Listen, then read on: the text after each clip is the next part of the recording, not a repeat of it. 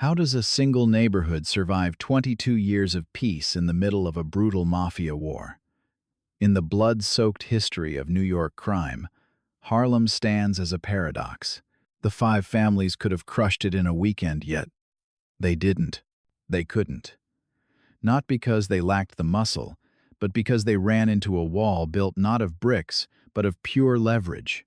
This is the story of an invisible border that guns couldn't cross, and the one man who forced the most powerful mob bosses in history to stay on their side of the street. Manhattan, 1946. To an outsider, Harlem was a neighborhood. To the five families, it was a gold mine. But to the people living there, it was something else entirely. It was a sanctuary, with its own invisible laws. Lucky Luciano understood territory, but he didn't understand the policy game. He saw the numbers racket as an illegal lottery, a simple way to rake in millions of dollars in untaxed cash. He was wrong. In a world where black families were shut out of every marble-floored bank on Wall Street, the numbers game had evolved into a community treasury. It was a shadow financial system built for the rejected. The local runners weren't just taking bets on street corners. They were mobile credit officers. They knew which family was short on rent, whose daughter needed tuition for college, and which small business owner was 1 week away from closing their doors. If you needed a loan in Harlem, you didn't go to a teller, you went to the man on the stoop. This was the hidden variable Luciano couldn't calculate. His organization was built on fear and hierarchy, but the Harlem racket was built on a currency the Mafia didn't possess: absolute, localized trust. You could buy a politician, you could intimidate a dock worker, but you couldn't buy the loyalty of a community that relied on Bumpy Johnson to keep their lights on. To the residents of Harlem, the Italian Mafia were the Italians, a foreign power. They were outsiders who spoke a different language and lived by a different code.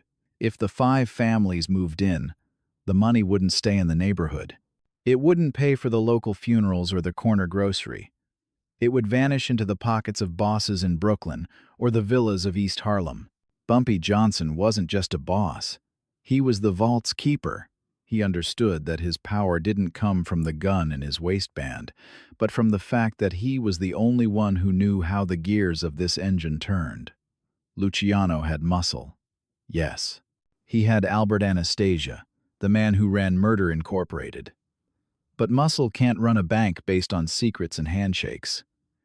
If you kill the banker, the bank dies with him. And for the first time in his career, Lucky Luciano realized he was looking at an operating system he simply couldn't hack. Stork Club, 1946. Luciano and his inner circle are sitting in the VIP lounge, looking like the undisputed royalty of the New York underworld.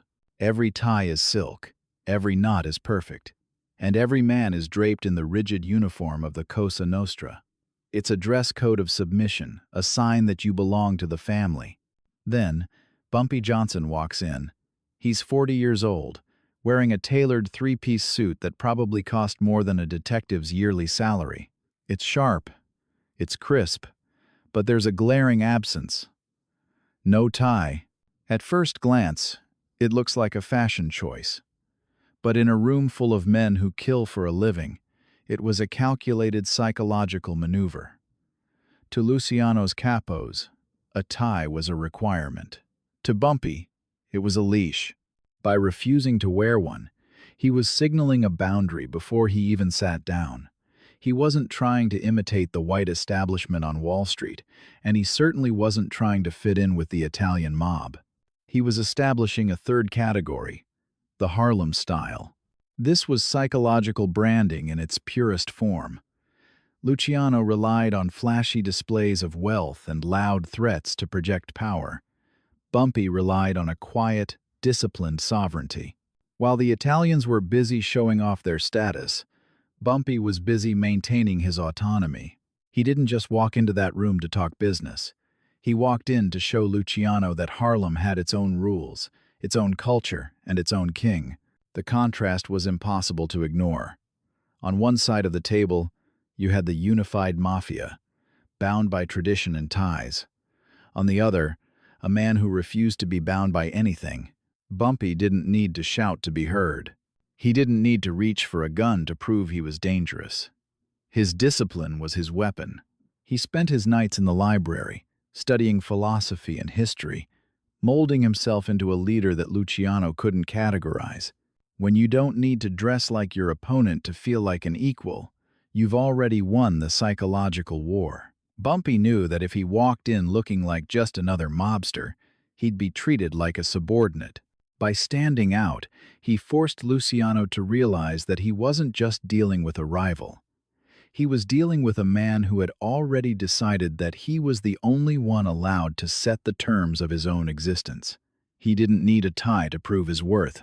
He had a neighborhood behind him, and a mind that was 3 steps ahead of everyone in the room. Luciano wanted 40%.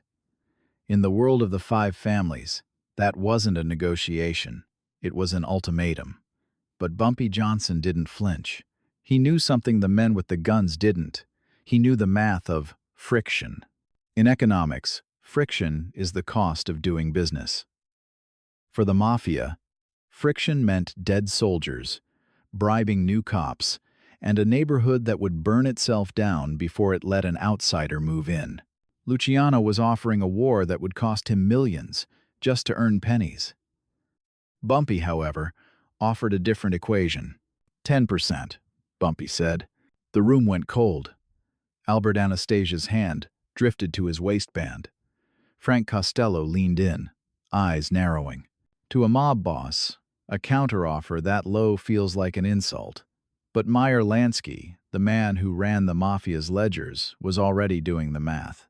Lansky realized that 10% of a perfectly oiled machine was worth more than 40% of a smoking ruin. This was a classic Nash Equilibrium. It was the sweet spot where neither side could gain more without destroying the whole deal. By choosing this point, Bumpy ensured that any move Luciano made toward more power would actually result in less profit. Bumpy wasn't just offering money, he was offering a service fee. Luciano would provide the banking to clean the cash and the legal protection for the runners. In exchange, he'd get a monthly check delivered to his door. No risk, no overhead, no exposure. It was the cleanest money the Mafia had ever seen. "I'm not here to take what's yours," Luciano had said earlier.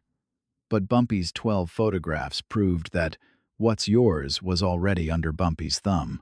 He showed them the evidence of their own corruption, their own captains caught on film. It was the ultimate leverage. Bumpy wasn't begging for peace. He was showing them that war would cost them everything they had built. If you fight, you lose your political protection. If you fight, your docs go quiet. If you fight, the district attorney gets a very interesting envelope. Luciano stared at Bumpy for an eternity. He looked at the photographs, then at the man who didn't even bother to wear a tie. He realized he wasn't looking at a street thug. He was looking at a strategist who had calculated the cost of every bullet before it was even loaded. Schultz was an idiot, Luciano finally said. He reached out his hand. He chose the 10%. He chose the profit over the pride. He chose the equilibrium, because in that room, the smartest man wasn't the one with the most soldiers. It was the one who made the soldiers realize that fighting was the most expensive mistake they could ever make. New York, 1946.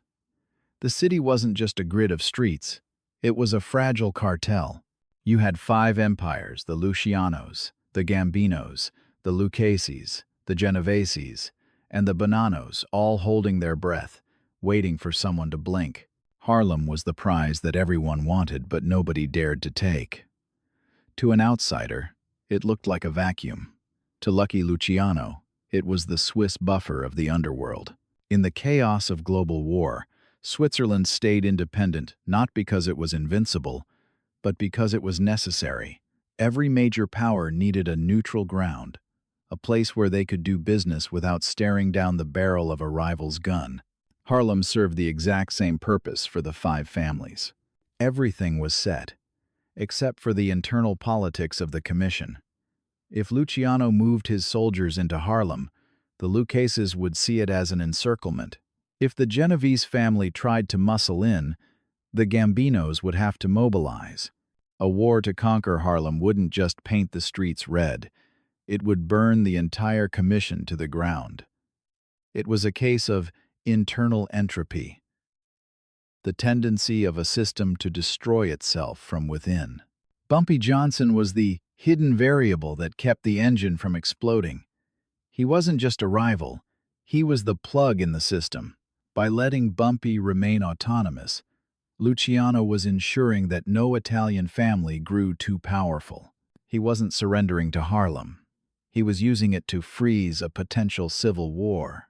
The 10% fee Bumpy offered wasn't just a service charge. For Luciano, it was an insurance premium. It was the price he paid to keep his own capos from killing each other over a neighborhood they couldn't control. In the brutal logic of geopolitics, sometimes the most dangerous move you can make is to win. Luciano was smart enough to know that a Harlem he didn't own was the only thing keeping his own empire alive. In the game of power, the neutral zone is the only thing that prevents total collapse. March 1946. Lucky Luciano stood on the deck of the Times SS Laura Asterisk, watching the New York skyline dissolve into the Atlantic mist. The feds thought they had won. They had his body, but they didn't have his ledger. Luciano was heading into permanent exile in Italy, yet his empire was more secure than the day he had unified the families. Why? Because he had mastered the paradox of visibility. In the brutal logic of the underworld, the man who sits on the throne is the man the police aim for. By shaking hands with Bumpy Johnson at the Stork Club, Luciano had effectively outsourced his risk. He didn't need to patrol the streets of Harlem. He didn't need to bribe every local precinct or deal with the fallout of a sidewalk shooting. He had converted raw, bloody power into infrastructure. He became the silent partner, the man who took 10% of the net with 0% of the exposure. Everything was set, except for the burden of the crown.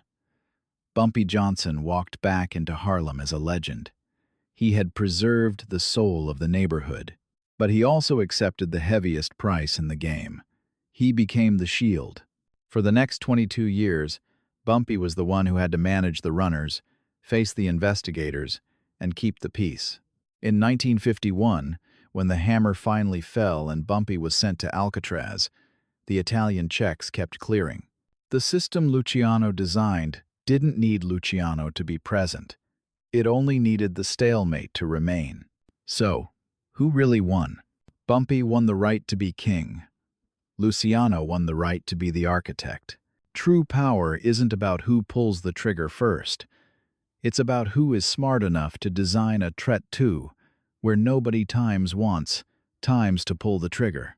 Luciano realized that a partnership of equals was more profitable than a takeover by force. He showed the world that the smartest gangster isn't the one who dominates, it's the one who becomes invisible. Hit that subscribe button if you've realized that the real game isn't played on the streets, but in the fine print of the deal. Drop a comment. In a world of architects and kings, which one would you rather be? Keep building your crown. I'll see you in the next one.